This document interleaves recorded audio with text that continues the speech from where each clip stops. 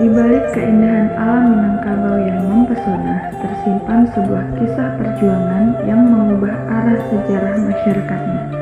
Dari tanah yang kaya akan adat dan tradisi, lahirlah gelombang pertama pembaruan Islam yang membawa perubahan besar dalam kehidupan sosial dan keagamaan. Kisah inilah yang kemudian dikenal sebagai Perang Padri.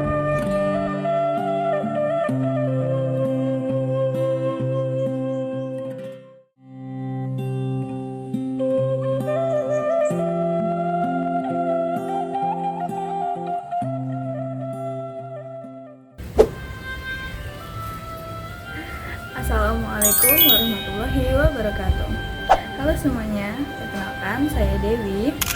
Pada video kali ini saya akan membahas mengenai pembaharuan Islam di Minangkabau, mulai dari latar belakang gerakan Padri, tokoh-tokoh, serta pengaruh gerakan Padri terhadap pembaharuan Islam di Minangkabau. Pada akhir abad ke-18 dan awal abad ke-19, masyarakat Minangkabau mengalami berbagai perubahan sosial. Meskipun Islam telah berkembang cukup luas, masih terdapat berbagai kebiasaan yang dianggap bertentangan dengan ajaran Islam, seperti perjudian, sambung ayam, minum minuman keras, dan berbagai praktik adat yang dinilai tidak sesuai dengan syariat. Kondisi tersebut mendorong munculnya keinginan untuk melakukan perubahan kehidupan keagamaan di Minangkabau. Pada tahun 1803, 3 orang ulama Minangkabau yang baru kembali dari Mekah, yaitu Haji Miskin, Haji Biobang, dan Haji Sumanik, membawa semangat pembaharuan Islam. Mereka terinspirasi oleh gerakan pemurnian Islam yang berkembang di tanah Arab dan mengajak masyarakat Minangkabau untuk kembali kepada Al-Quran dan Sunnah. Kehadiran 3 ulama tersebut yang menjadi awal lahirnya gerakan Padri. Dalam pelaksanaannya, kaum Padri menghendaki penerapan ajaran Islam secara lebih ketat. Sementara itu, kaum adat berusaha mempertahankan tradisi yang telah lama berkembang di tengah masyarakat. Perbedaan pandangan tersebut akhirnya menimbulkan konflik yang berlangsung cukup lama. Perselisihan antara kedua kelompok ini kemudian berkembang menjadi perang saudara di Minangkabau.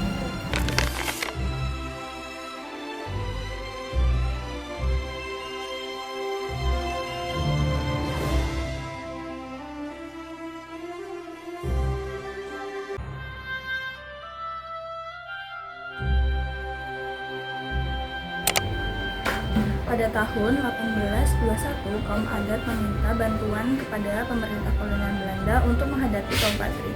Sejak saat itu, konflik yang semuanya hanya terjadi antara kaum Padri dan kaum adat berubah menjadi perlawanan terhadap penjajahan Belanda. Perang Padri pun berlangsung selama lebih kurang 3 dekade dan menjadi salah satu perang terbesar dalam sejarah Indonesia. Beberapa tokoh penting dalam gerakan Padri antara lain Haji Miskin, Tuanku Nantajah, dan Tuanku Imam Bonjol.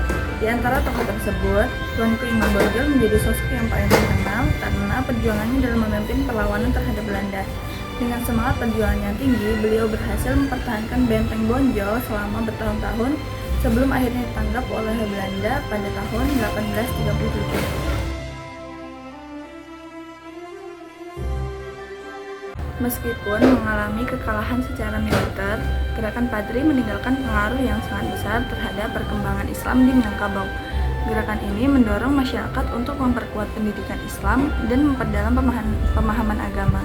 Selain itu, terjadi proses rekonsiliasi antara adat dan agama yang kemudian melahirkan filsafat terkenal Minangkabau, yaitu adat Bisyandi Syara Besandi Kitabullah.